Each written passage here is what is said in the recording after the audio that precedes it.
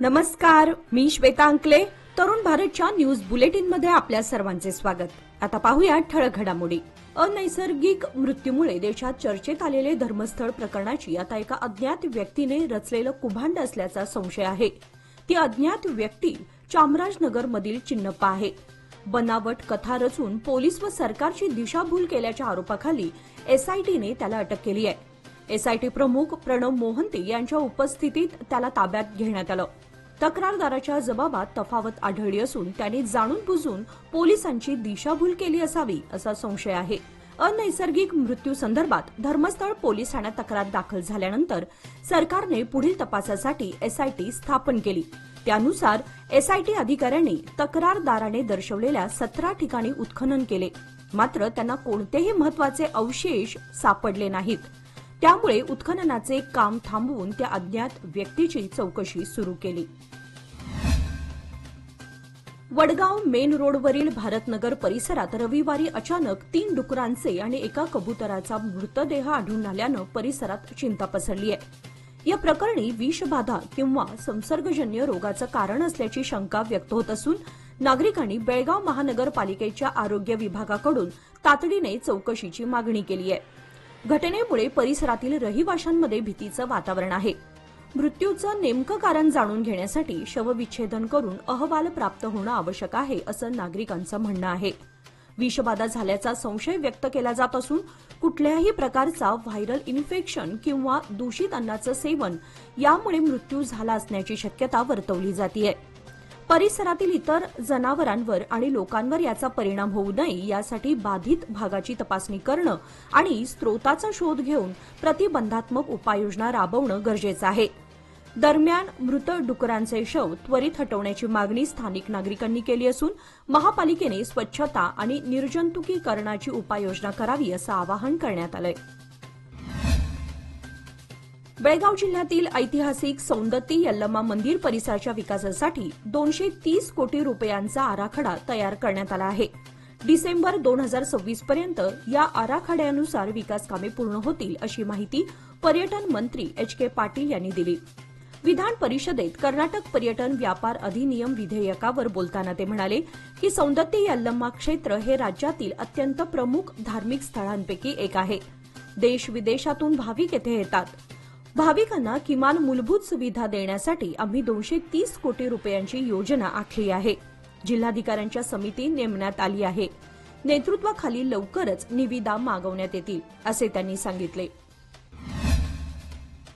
बेळगावमध्ये Airtel mobile सेवा वापरणाऱ्या ग्राहकांना अचानक कॉल करता न येण्याची समस्या निर्माण झाली आहे. एअरटेलच्या आउटगोईंग सेवेमध्ये अडचण आल्यानं कॉलेज रोडवरील एअरटेल कार्यालयात ग्राहकांची गर्दी होतीये. अनेक ग्राहकांनी संताप व्यक्त करत कर्मचाऱ्यांना घेरलं असून सिम हॅक झालीये का अशी भीतीही अनेकांनी व्यक्त केली.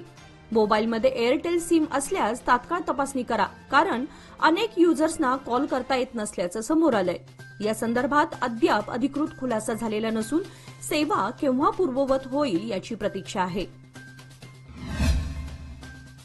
गणेशोत्सवाच्या तयारीसाठी महापालिकेची ऑगस्टमधील सर्वसाधारण सभा उद्या सोमवारी आयोजित केली आहे. महापालिकेच्या सभागृहात होणाऱ्या या सभेत फक्त गणेशोत्सवासंदर्भातच केवळ चर्चा करण्यात येणार आहे.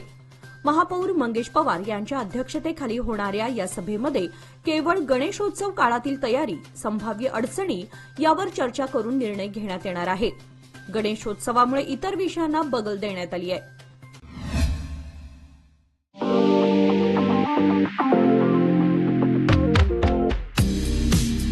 घरोघरी चाललीये तयारी, आरास, सजावट आणि बाप्पासाठी खास शृंगार. म्हणूनच डीके हेरेकर ज्वेलर्स घेऊन आलेत आपल्या बाप्पासाठी चांदीचे दागिने आणि पूजेचे साहित्य. किरीट, जास्वंद हार, श्रीमंत हार, कर्णफुले, मोदक, त्रिशूळ, पाश, दुर्वा आणि बरच काही. बाप्पाच्या शृंगारासाठी हवं ते सगळं येथेच डीके हेरेकर ज्वेलर्स मध्ये. तसंच पूजेसाठी लागणारी सर्व प्रकारची शुद्ध चांदीची भांडी आता एकाच ठिकाणी सहज उपलब्ध. संपर्क डीके हेरेकर ज्वेलर्स, श्री विठ्ठल भवन, संयुक्त महाराष्ट्र चौकाजवळ, खडे बाजार, बेळगाव. तसेच तेली पाटील गली, शहापूर, बेळगाव. या गणेशोत्सवात आपल्या बाप्पाला द्या भक्तीचा रुपेरी स्पर्श. श्रावण महिना संपताच आणि बकरी ईदच्या पार्श्वभूमीवर खानापूर येथील बकरी बाजारात आज रविवारी खरेदीसाठी तुफान गर्दी उसळली. विशेष म्हणजे पावसानं विश्रांती घेतल्यानं नागरिकांची उपस्थिती अधिक प्रमाणात वाढली. गावागावातून बकरी खरेदीसाठी नागरिक बाजारात दाखल झाले असून विविध जातींच्या आणि वजनदार बकऱ्यांना विशेष मागणी आहे. बाजारामध्ये 6,000पासून ते 25 ते 30,000 रुपयांपर्यंतच्या बकऱ्यांची खरेदी विक्री सुरू आहे. गर्दीमुळे बाजार परिसरात वाहतूक कोंडी होऊ नये म्हणून पोलीस प्रशासनाकडून योग्य ती व्यवस्था करण्यात आली आहे. स्थानिक व्यापाऱ्यांच्या म्हणण्यानुसार येणाऱ्या दिवसात खरेदी आणखी वाढण्याची शक्यता आहे. आगामी गणेशोत्सवाच्या पार्श्वभूमीवर शहरातील धोकादायक झाडे आणि फांद्या हटवण्याचं काम जोरात सुरू करण्यात आलंय. आज रविवारी बिम्स रुग्णालयासमोरील झाडाच्या धोकादायक फांद्या हटवण्यात आल्या. या कामामुळे वाहतुकीस अडथळा होऊ नये म्हणून या भागात एकेरी वाहतूक वळवण्यात आली होती. पालिकेच्या वृक्षतोड पथकाने ही कारवाई केली असून झाडाच्या खाली पडलेल्या फांद्या हटवण्याचं कामही सुरू झालंय. शहरातील विसर्जन मार्गावर व अन्य सार्वजनिक ठिकाणी झाडांच्या फांद्या खाली कोसळून अपघात होण्याची शक्यता लक्षात घेता पालिकेकडून ही खबरदारी घेण्यात येत आहे. आगामी काही दिवसात इतर धोकादायक झाडांचीही छाटणी केली जाणार असल्याची माहिती प्रशासनाकडून देण्यात आली आहे. बेळगाव कॅन्टोन्मेंट बोर्डातील मुख्य कार्यकारी अधिकारी पद मागील 24 दिवसांपासून रिक्त आहे. 30 जुलै रोजी तत्कालीन सीईओ राजीव कुमार यांची बदली झाल्यानंतर संरक्षण मंत्रालयाकडून अद्याप नवीन अधिकाऱ्यांची नियुक्ती झालेली नाही. त्यामुळे बोर्डातील अनेक महत्वाची विकास कामे थांबली आहेत. राजीव कुमार यांच्या कार्यकाळात कॅन्टोन्मेंटमध्ये अनेक विकास कामांना मंजुरी देण्यात आली होती. मात्र त्यांची अंमलबजावणी अद्याप सुरू असून नवीन मंजुरी न मिळाल्यानं कामांना खोळंबा येतोय. तात्पुरत्या स्वरूपात बेंगळूर येथील कॅन्टोन्मेंट बोर्डाच्या डीईओ दिव्या शिवराम यांच्याकडे बेळगाव सीईओ पदाचा अतिरिक्त कार्यभार सोपवण्यात आला असला तरी त्यांनी अद्याप बेळगावला भेट दिलेली नाही.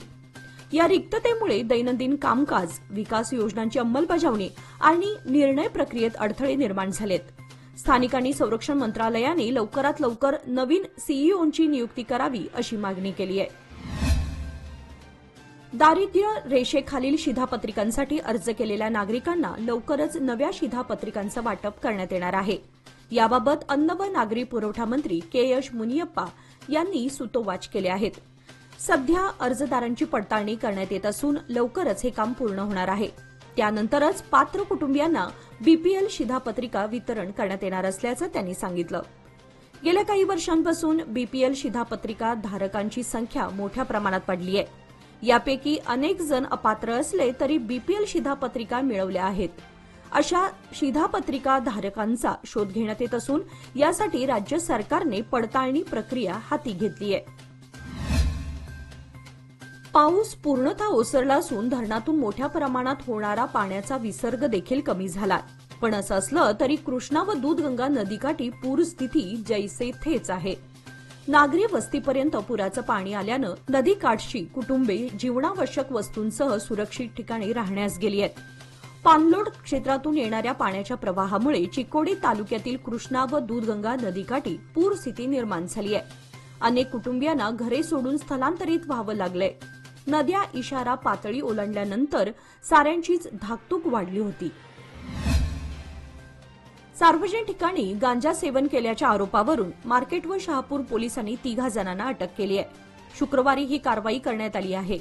पोलीस आयुक्त भूषण बोरसे यांनी ही माहिती दिली. मार्केटचे पोलीस उपनिरीक्षक विठ्ठल हवण्णवर व त्यांच्या सहकाऱ्यांनी मध्यवर्ती बस स्थानकाजवळ मेहबूब बाबासाहेब देसाई, मूळचा राहणार महांतेश नगर, सध्या राहणार उज्ज्वल नगर याला ताब्यात घेऊन वैद्यकीय तपासणी केली असता गांजा सेवन केल्याचं स्पष्ट झालं. दुसरी कारवाई शहापूर पोलिसांनी केली आहे. पोलीस उपनिरीक्षक मणिकंठ पुजारी व त्यांच्या सहकाऱ्यांनी जेल शाळेजवळ शंकर गोपाळ कांबळे राहणार नाझर कॅम्प वडगाव, किशन राकेश जंतीकट्टी राहणार बाळकृष्ण नगर, यरमाळ रोड वडगाव या दोघांना गांजा सेवन केल्याच्या आरोपावरून अटक केलंय. सरोळी तालुका चंदगड येथे काल रात्री अज्ञात चोरट्यांनी गावातील तांब्याचे 7 हंडे व 3 सायकली लंपास केल्या.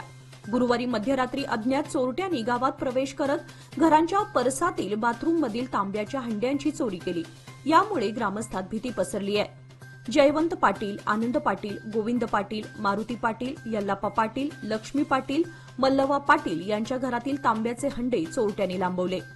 पोमांना निवगेरे यांच्या घरातील 3 सायकली चोरट्यांनी लांबवल्या. या चोरीच्या घटनेमुळे ग्रामस्थातून भीतीचं वातावरण निर्माण झालंय. गणेशोत्सवाच्या पार्श्वभूमीवर आपल्या गावी परतणाऱ्या नागरिकांसाठी कर्नाटक राज्य परिवहन महामंडळाने मोठा निर्णय घेतलाय.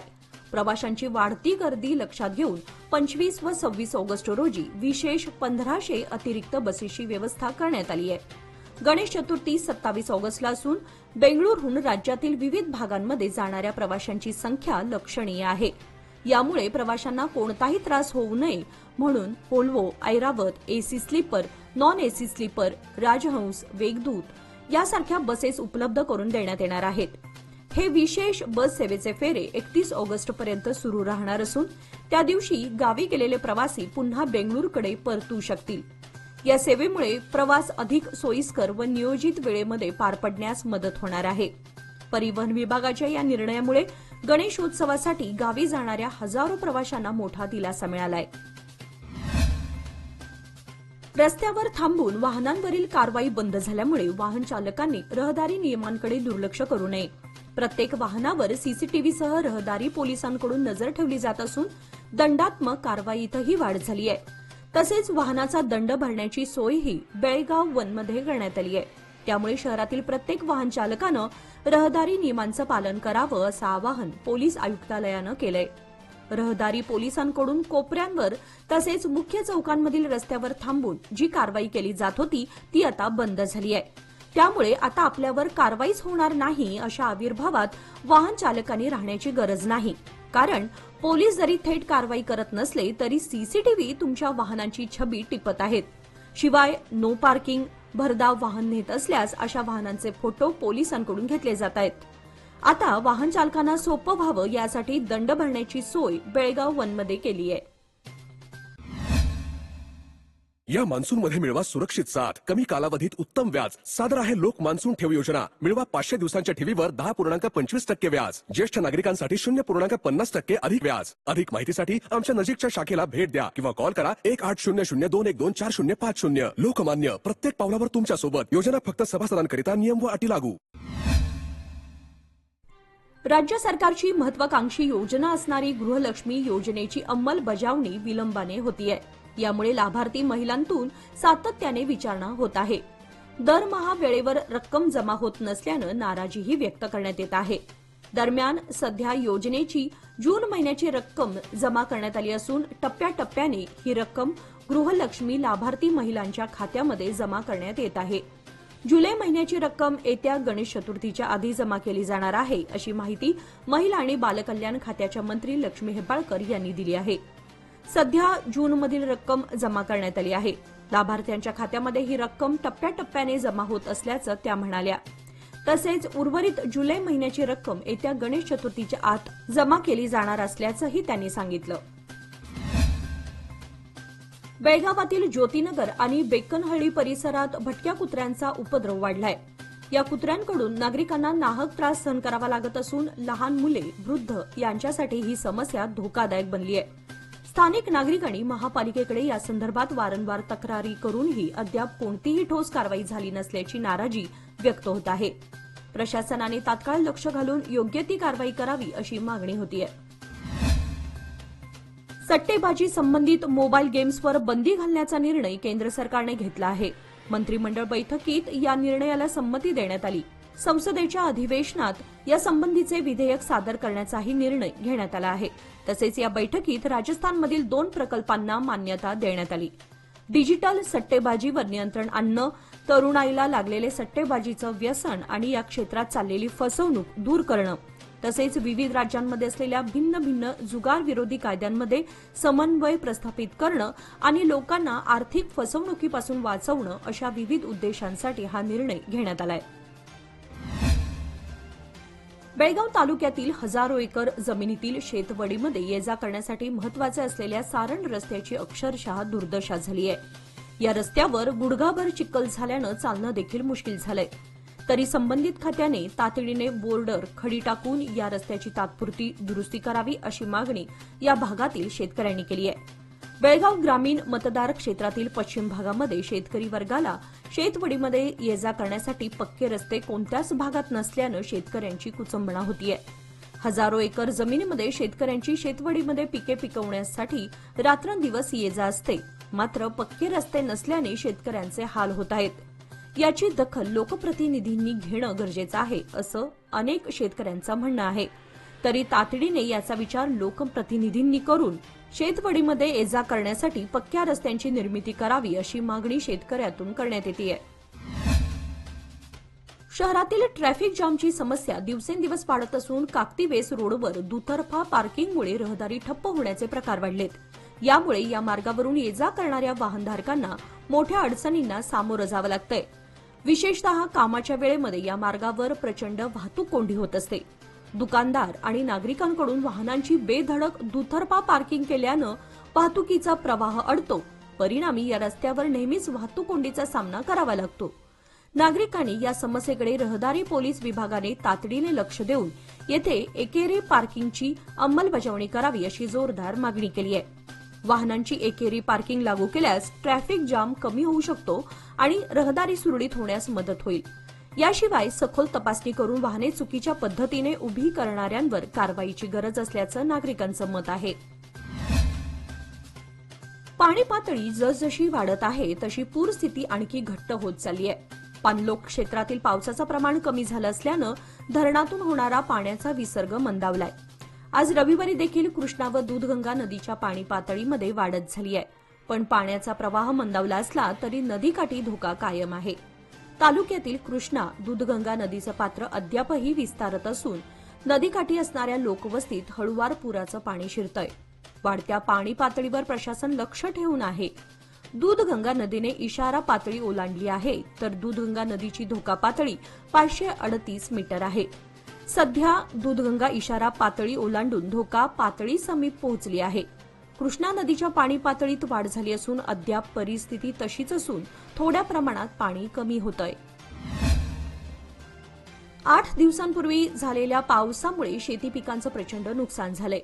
कृष्णा नदीकाठ व घटप्रभा नदीच्या पुरामुळे अनेक ठिकाणी पाणी साचून पिकांचं नुकसान झालंय. याचं त्वरित सर्वेक्षण करून अहवाल देण्याची सूचना जिल्हाधिकारी मोहम्मद रोशन यांनी कृषी अधिकाऱ्यांना केली. जिल्हाधिकारी कार्यालयात कृषी अधिकारी, महसूल व पीक विमा विभाग अधिकाऱ्यांच्या आयोजित बैठकीत ते बोलत होते. त्यावेळी जिल्ह्यातील झालेल्या पीक नुकसानी संदर्भातील माहिती जाणून घेण्यात आली. सोयाबीन, भात, मूग यासह इतर पिकांची माहिती यावेळी देण्यात आली. याबाबत कृषी अधिकाऱ्यांकडून नुकसानीची माहिती देण्यात आली. झालेल्या पीक नुकसानी संदर्भात सर्वेक्षण बरहुकूम अहवाल लवकरच उपलब्ध करून देण्याचं आवाहन करण्यात आलंय. अवघ्या 2 दिवसांवर आला असलेला गणेशोत्सव सण पारंपरिक पद्धतीने व शांततेने साजरा करावा.